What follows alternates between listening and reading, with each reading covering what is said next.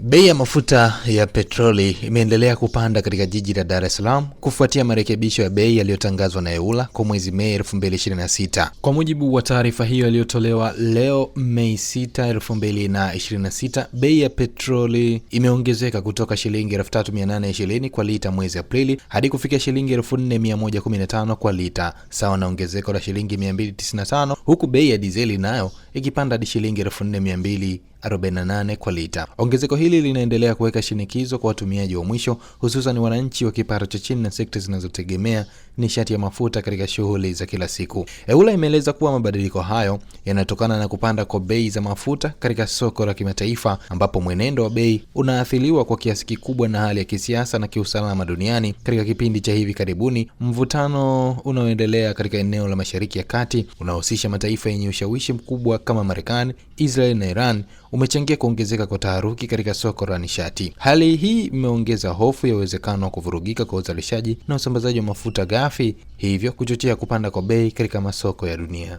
Aidha, wasiwasi kuhusu usalama wa njia muhimu ya usafirishaji wa mafuta umeendelea kuongezeka, hususan katika mlango wa bahari wa Hormuz ambao ni njia kuu inayopitisha takriban 20% mafuta yanayosafirishwa duniani. Hofu ya kufungwa au kuvurugika kwa njia hii muhimu imeongeza gharama za usafirishaji pamoja na bima za meli za mafuta, jambo ambalo linaathiri moja kwa moja bei ya mwisho kwa watumiaji. Wataalamu wa nishati wanaeleza kuwa hata uvumi tu wa hatari katika eneo hilo unaweza kusababisha mabadiliko makubwa ya bei katika soko la kimataifa. Kwa jumla, ongezeko hili la bei ya mafuta linatarajiwa kuwa na athari kubwa kwa uchumi na wananchi na taifa kwa ujumla, likichochea kupanda kwa gharama za usafiri wa umma na binafsi pamoja na kuongezeka kwa bei za bidhaa na huduma mbalimbali kutokana na gharama kubwa za uzalishaji na usafirishaji.